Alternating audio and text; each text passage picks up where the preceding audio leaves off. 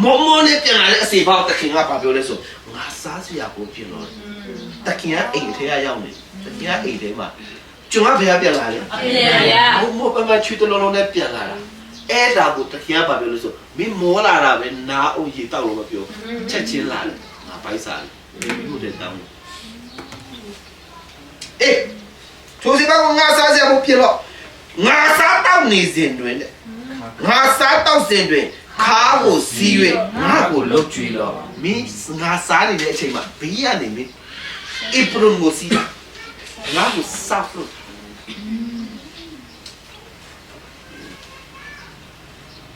တော့တင်ကျုံအနေဖက်တင်ကျုံအနေနဲ့တင်ကြည့်ကျုံရဲ့အနေနဲ့တင်ကြည့်မောလာလားတဲ့မောလာပြင်ပန်းလာလားပြင်ပန်းလာတယ်ချွေးတွေနဲ့ချွေးတလုံးလုံးက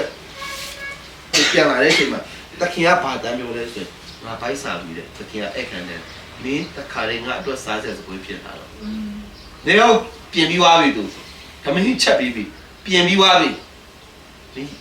ပြင်ပြီးလို့မဲ့မောရဲဆိုပြီးရေတောက်ပြီးတော့အေးစေးရေမိုးချိုးပြီးနားနေမယ်မထင်နဲ့ငါစားတဲ့ချိန်ပြပါရဲ့ဒီငါစားလို့ဘယ်လိုရအရှမ်းပင်ပန်းနဲ့ပြပန်းနဲ့တင်ယေရှုကားတဲ့ထမ်းဖို့ဒီအဲ့ဒီရဲ့ယေရှုရိုက်ခံရတဲ့တန်ချမ်းတဲ့39ကျရိုက်ခံဖို့ဘာလို့တင်ပြမလဲလို့ပတ်သက်တာဆိုတာ shame on you အရင်ရှက်ဖို့ကောင်းဘူးပြေရုံနဲ့ရှိတယ်ဘုရားသခင်ရဲ့ကြုံဆိုတာအဲ့ဒီရဲ့ attitude ရှိရတယ်ယေရှုကတပည့်တော်တွေအဲ့လိုပြောတာမင်းတို့ထားတဲ့စိတ်နေတဘောထားဒီတဘောထားယေရှုကတကယ်တော့တပည့်တော်တွေဘာလို့လဲဆိုတော့ train ပေးနေတာသူတို့ရဲ့စိတ်နှလုံးသားကို train ပေးနေတာယေရှုကအဲ့လိုမျိုးဂျေဇုမတင်တဲ့နှလုံးသားရှိတာမဟုတ်ဘူးတကယ်တော့ဘာလို့အဲ့မင်းတို့ထားတဲ့စိတ်နေတဘောထားကိုယေရှုကဆရာပြီးပြီးသူ train ပါသူ train ပါမချစ်လို့မဟုတ်ဘူးရှစ်လို့ပဲတွားလျာတကောက်ကောက်ချွေးထားတာ12ယောက်လုံးဘာဖြစ်လို့ဒီစကားပြောရလဲသူနှလုံးသားကိုထားတောင်း attitude ထားတောင်းတင်ပြီးတယ်အာလေအာမင်ကဆက်နေလူကငါနေစားဖျောက်35ဒီရဲ့ကျွန်းနာမည်ကဒီရဲ့ကျွန်းရဲ့နာမည် English လို့ watchful W A T C H F U L watchful servants အာမင်ဟုတ်ပြီတင်တို့ဒီကပန်းစီလျဘာစီထားလဲကပန်းဆိုတာ apron ကပန်းပတ်ထားတဲ့တဘောဆိုတဲ့တဘောတရားကသူက on duty ဖြစ်တယ်သူကအလုပ်ချိန်ဖြစ်တယ်သူကသူအလုပ်စင်းပြီဆိုခါကျမှသူရဲ့အတိတ်ပဲသူအဲ့ဒါကိုချီပြီးခောက်သိမ်းပြီးမှသူမလုပ်ရတယ်အိမ်ပြန်ရအခုအဲ့ဒါဝင်ပြီဆိုကြတဲ့ apron ကတ်ထားပြီဆိုကြတဲ့သူအလုပ်ချိန်ဖြစ်တယ်တင်တို့ဒီကပန်းစီလက်နေတယ်တချို့တွေအလုပ်ချိန်ဒါပေမဲ့ကပန်းမစီထားဘူး apron မရှိဘူးစားလို့ဆိုရင်စားမလုပ်တတ်ဘူး fire ဖြစ်တယ်ဒါပေမဲ့စားအစီခံမရှိဘူး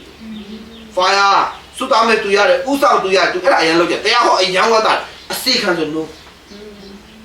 ကျင်းစာဘာပြောလဲတင်တို့ apron အမြဲစီးထားဘာစီးထားလဲ apron ဟုတ်ပြီတင်တို့ဒီ capacity ရဲ့စီမီထုံးရနေတဲ့ဖြစ်တခင်ဒီအခုတခင်ကဘယ်ကပြန်လာလဲမင်္ဂလာဆောင်ပါစောနာတခင်ကဘာနေရလဲအိမ်ထဲမှာတခင်ကအိမ်ထဲကကျွန်းအပြင်ဒီမှာကတော့ဘာဖြစ်သွားပြီလဲတခင်ကအပြင်မှာကျူကအပြင်မှာအပြင်မှာကျွန်းအထဲမှာအေးအာမင်ဒီဥပမာလေးအကုန်လုံးယေရှုပြပြပြောတာကျွန်းချင်းကျွန်းသူတချို့ဘုရားသခင်တင်းကိုအပြင်မှာထားရတဲ့ကျွန်းရှိတယ်အိမ်တော်မှာစောင့်ရတဲ့ကျွန်းရှိတယ် no မတူတင်းကိုဖះဘယ်မှာထားအထားတဲ့ attitude ကိုတင်ပြီးဖို့လို့အာမင်အဲ့ဒီအထဲမှာရှိတဲ့စိတ်နေတဲ့ဘောဓာတင်ပြီးဖို့လို့ငါအပြင်မှာလုံနေရတယ်ဆိုပြီးမှစောနာကအပြင်ကကြုံတာအပြင်ကနေလေအပြင်လုံနေလို့ရတယ်အထဲလုံလည်းလို့ရတယ်အခုအထဲအလုပ်ကအထဲမှာနေတဲ့လူတွေကဘာလို့ရလဲဆိုပြင်ဆင်ရတယ်အိမ်အထဲမှာလို့တဲ့ကြုံတကယ်ဒီမင်္ဂလာဆောင်မှာပြန်လာပြီးတကားကိုခောက်တော့အခါတကားကိုဗာလဲခောက်တော့အခါချက်ချင်းဖွင့်ချင်းကချက်ချင်းတစ်စက္ကန့်တော့မချမ်းတခင်တောက်ဆိုတာနဲ့ you have to active active ဖြစ်နေရမယ်ဒီတခင်ကဖေပေါ်ရလာလဲမင်္ဂလာဆောင်ဘာယေရှုအလကားပြောတာမဟုတ်အထက်အရမှာတိုးတငယ်မင်္ဂလာဆောင်ဘာတိတတ်ကြည့် yes amen ယေရှုကတခြားနားထောင်နော် အခုမင်္ဂလာဆောင်ဝဲပြန်လာတယ်ဆိုသူဘာလုပ်ခဲ့ပြီလဲ စားပြီးစားလို့စား တောက်ခဲ့ပြီဒါပေမဲ့သူ့ကိုသူစားတောက်တာမတောက်ခဲ့တာကိစ္စမရှိဘူးကျွန်ရဲ့အလောက်ကတခင်ပြန်လာစားဖို့ပြုံပြရမယ် readiness ပဲလို့ အာမင် အခုကြည့်ယေရှုကအခုတခင်ကပြန်လာတဲ့အချိန်မှာတခင်ကလည်းပြန်လာတော့တကားကိုတစ်ချက်တောက်ပဲခောက်တယ်တကားတက်ပွင့်ဘာလို့လဲကျွန်မ ready စောင့်အဲ့အတန်စောင့်နေ အာမင် ဘလို့စောင့်နေရတယ်သိလားနီးထွန်းထားတယ်အိပ်ပေါ်စီထားတယ်ပပစီထားနီးလိုက်ဒီအိမ်နေတယ်လို့ဟုတ်အဲ့ကျွန်မအဲ့ဒါလည်းယေရှုကလည်းတခင်ကလည်းတွေ့ရောကျွန်တော်တွေ့ရောဒီဘာလို့လဲစောင့်နေတာအိုးပြင်ပန်းတော့ပြီမိထိုင်စောတခင်ကဘာလို့လဲမင်းရဲ့ April ငါ့ကိုပေးတယ် April ကစီးမှာဒီကမင်းထိုင်စားတစ္ဆာရှိတဲ့ကျွန် faithful watchful servant ငါ့ကိုစောင့်နေတဲ့ကျွန်မင်းထိုင်ဒီကငါစားလို့တယ်ဒီကျမ်းစာထဲမှာယေရှုစားလို့တယ်ဆိုရင်ဒီကျွန်တယောက်လို့ရှိတယ်ယေရှုကဝိတာလုပ်တဲ့အခန်းတစ်ခန်းပဲရှိတယ်အဲ့ဒါဘုရားလောက်တာလေသိလား watchful servant ကိုပြောတာတကယ်သစ္စာရှိစီမီထုံးပြီးမှကပန်းစီထားတဲ့ကြုံကိုပဲယေရှုကစားဖို့အကြမ်းမရှိဘူး အာမင် ယေရှုကစုချီမျက်နှာမဟုတ်နော်စုချီမျက်နှာတက်ယေရှုကအထက်အရက်မှာကြုံပုံတရံထက်ဆောင်တဲ့ဟာဘု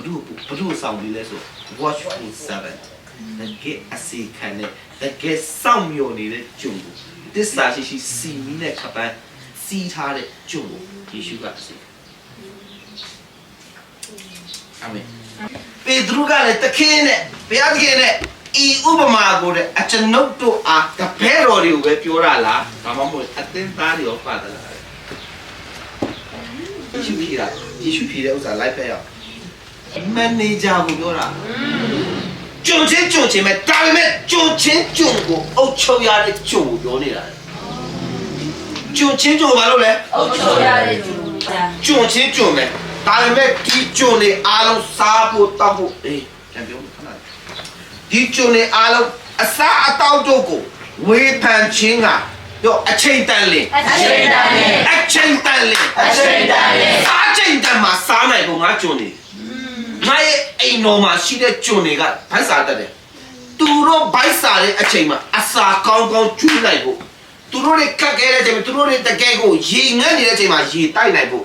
အချိန်စရာတဲ့တိကြငါကျွန်းနေကိုစောင့်ရှောက်ဖို့အစီအမံအုပ်ချုပ်ခံထားတဲ့မန်နေဂျာတွေပြောတာလေ အိုး အဲ့ဒီမန်နေဂျာလေကျွန်းလေအဲ့ဒီကျွန်းကတခြားကျွန်းမဟုတ်အဲ့ဒီအခြားသောကျွန်းတွေကိုခေါင်းဆောင်ရတဲ့အုပ်ချုပ်ရတဲ့စီမံခန့်ခွဲရတဲ့ကျွန်းငါအကျွန်းပြောနေတာယေရှုမှာရှိတဲ့ပိုင်ဆိုင်မှုကိုအနှင်းချင်းခံရတဲ့ကျွန်းမှန်လားနော်ကောင်းကင်တဲ့မြေကြီးတဲ့ယေရုရှလင်မြို့တဲ့တွေ့လား တွေ့ပါတယ် အဲ့ဒီမြို့တဲ့မှာယေရုရှလင်မြို့တဲ့အဲ့ဒီမြို့တဲ့ကြီးကဒီရဲ့မြေကြီးပေါ်မှာကြွဆင်းလာတဲ့အခါကြလို့ရှိရင်ဘုရားသခင်အဲ့နေမဲ့ယေရှုအုပ်ချုပ်လိုက်မယ်ယေရှုအုပ်ချုပ်တဲ့အချိန်မှာယေရှုရဲ့နေမြေအပိုင်းခြားတွေအုပ်ချုပ်ခြင်းမှာပေးတဲ့လူတွေရှိတယ်ဒီရက်ကွက်ဆဲအိမ်မူတွေယာအိမ်မူတွေကြားဘူးလား ကြောက်ပါရဲ့ ဆဲအိမ်မူကအဲ့မှာဘာရေးထားလဲဆိုရင်အစွမ်းအစရှိတဲ့အတိုင်းပေးတယ် that's right တင်ကောင်းကင်တဲ့မြေကြီးတရားတင်ကလေမြို့သားပဲဖြစ်မလားတင်ကရက်ကွက်အုပ်ချုပ်ရေးမှုဖြစ်မလားစိတ်အိမ်မှုဖြစ်မလားယာအိမ်မှုဖြစ်မလားဒီလိုပြောနာဒီလိုတင်ကောင်းကင်နိုင်ငံရောအကုန်တူပဲထင်လားကဲဒီချက်ကောင်းကင်နိုင်ငံအကုန်တူပဲထင်လား no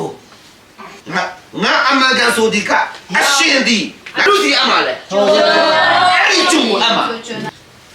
45ကိုဖတ်မယ်အေးဒါကနောက်ထပ်အနာသာကျုံအဲ့ဒီကျုံကဘာလို့လဲမန်နေဂျာကျုံမဲသူလဲ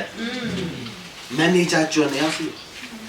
ကျုံနေရဲ့မန်နေဂျာပေါ့မန်နေဂျာကျုံနေအောင်ရှိတယောက်ကသစ္စာရှိအစားအသောက်ကိုတေချာစီမံခန့်ခွဲတဲ့ကျုံဒုတိယတယောက်ကကတော့တခင်လာအောင်မဟုတ်ဘူးလေတခင်လာအောင်မဟုတ်တော့အဲ့ဒီအခြားသောကျုံတွေကို manipulate လုပ်တဲ့ကျုံ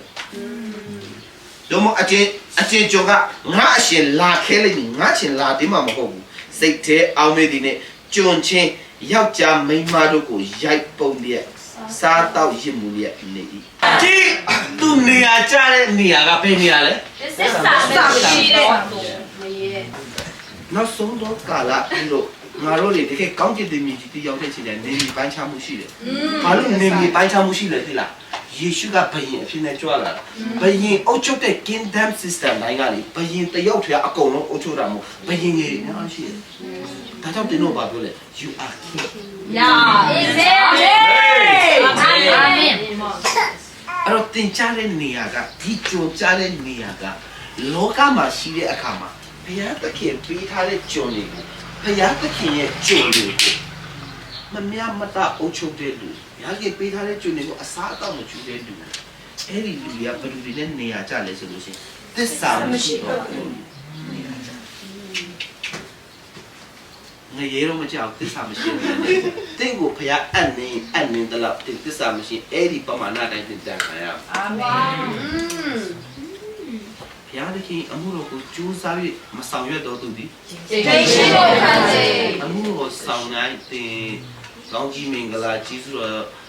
ဖျားတခင်ကြီးစုတော်တက်တင်လာအမှုတော်ဆောင်ရင်ချိန်ချင်းဟဲ့လူများပဲဒီနေ့ဂျာကြီးတခါရဲ့ဂျာကြီးတခုကဲတော့မိုးတိမ်စီပြီးကြွလာတဲ့နေ့ရောက်လာဂျာကြီးတွေအုပ်စုနှစ်စုကွဲသွားတယ်အဲ့ဒါကတော့မုတ်စားရမယ့်ဂျာကြီးနဲ့တုတ်စားရမယ့်ဂျာကြီးတခါရဲ့ဂျာကြီးကြွလာလို့ရှိရင်တင်ကသစ္စာရှိတဲ့ဂျာကြီးဖြစ်ဖို့အာမင်အာမင်ကျမ်းစာထဲမှာလေ servant နဲ့ပတ်သက်တဲ့အရာအများကြီးပဲအရှမ်းများလို့နဲ့အစီခံခြင်းနဲ့ပတ်သက်တဲ့အစီခံချုံနဲ့ပတ်သက်တဲ့အရာတော့ပေါ်လူကလေကျမ်းစာထိတ်ဆုံးသူရေးတဲ့73ကောင်ထိတ်ဆုံးရေးလိုက်လို့ရှင်ပါလေယေရှုခရစ်တော်ရဲ့ဟာလေအစီခံခြင်းဆရာတို့ကြမယ်ကျုံမှန်ရင်နာခံခြင်းရှိရအာမင်ကျုံချီးမွမ်းခြင်းကရည်ဖြစ်တယ်ကူးကွယ်ခြင်းကလည်းရည်ဖြစ်တယ်နာခံခြင်းကလည်းရည်ဖြစ်တယ်အဲ့ဒီရည်တွေမှာဘယ်လိုပြရည်မယ်လဲနာခံခြင်းဘလောက်ပဲတကူချီးမားတဲ့ Lucifer he is the light Lucifer ကသူနည်းနည်းလေးအဲ့လိုလေးလှုပ်လိုက်ရင်တော့မှအတန်ထွက်တာချီးမွမ်းတဲ့အတန်ထွက်တာနည်းနည်းလေးရွှေ့လိုက်တာနဲ့အတန်ထွက်တာတကူတော့ကိုကိုရဲ့အတန်ချီးမွမ်းတဲ့အတန်ထွက်တာအဲ့ဒီလူကနာခံခြင်းမရှိတဲ့အခါမှာ proud ဖြစ်တဲ့အခါမှာဘာဖြစ်လဲ fallen angel ပဲတရားပါမလို့မှားတင်ခရစ်တော်ရဲ့ servant ဖြစ်ခြင်းနဲ့ဆိုအစစ်မှန်ဖြစ်ခြင်းနဲ့ဆိုနာခံခြင်းကတည်းက identity ဖြစ်ဖို့အာမင်ကိုကိုရအရက်ကိုတော့ခတ်သိမ်းရှိသမျှကိုတွားတယ်နာခံခြင်းရှိတဲ့လူပဲပြအလုပ်ခေါ်လို့အာမင်သူစီမှာရှိသမျှအရာအားလုံးကိုအနှင်းချင်းခံရလူကကြုံမှာပါ emotion မှာမရှိဘူးကြုံမှာပါခံစားချက်မှာမရှိဘူးကြုံကဘာပဲတည်လဲဆိုဟုတ်ကဲ့ပဲတည်ကြုံဟုတ်ကဲ့အေးတင်မမီလာဟိုပါအမေတော့ချက်ဟုတ်ကဲ့ဒီလားfaithfulness ဖြစ်တဲ့ကြုံပြီးလို့